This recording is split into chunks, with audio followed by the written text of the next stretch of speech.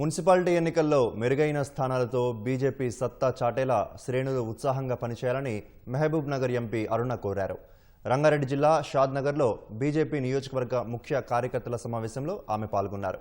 వచ్చే అసెంబ్లీ ఎన్నికల్లో కమలం గెలిస్తే డబుల్ ఇంజిన్ సర్కార్ సాధ్యమవుతుందని వివరించారు. నరేంద్ర మోదీ గారి నాయకత్వంలో తెలంగాణలో భారతీయ జనతా పార్టీ అధికారంలో రావాలనేటువంటి ఆకాంక్షను కార్యకర్తలందరూ కూడా ప్రజలలోకి వెళ్లి కేంద్ర ప్రభుత్వ పథకాలన్నింటినీ కూడా ప్రజలకు తెలియజేస్తూ ఇక్కడ కూడా భారతీయ జనతా పార్టీ అధికారంలోకి వస్తే అక్కడ ఇక్కడ రెండు కూడా భారతీయ జనతా పార్టీ అధికారంలో ఉంటే డబుల్ ఇంజిన్ సర్కార్తో పెద్ద ఎత్తున అభివృద్ధి సాధ్యమవుతుందని దేశవ్యాప్తంగా కూడా నిరూపించిన సందర్భంలో భారతీయ జనతా పార్టీ అధికారంలోకి రావాలని ఆకాంక్షిస్తున్నారు. కాబట్టి ఖచ్చితంగా అదే లక్ష్యంతో ఇవాళ ఇక్కడ భారతీయ జనతా పార్టీ గెలవాలి, ఇక్కడ భారతీయ జనతా పార్టీ గెలిపించండి అని ప్రతి ఒక్కరు ఇంటింటికి వెళ్లి ఓటర్లను కలిసి అడగాలని చెప్పినటువంటి విషయాన్ని వారికి నేను సూచించిన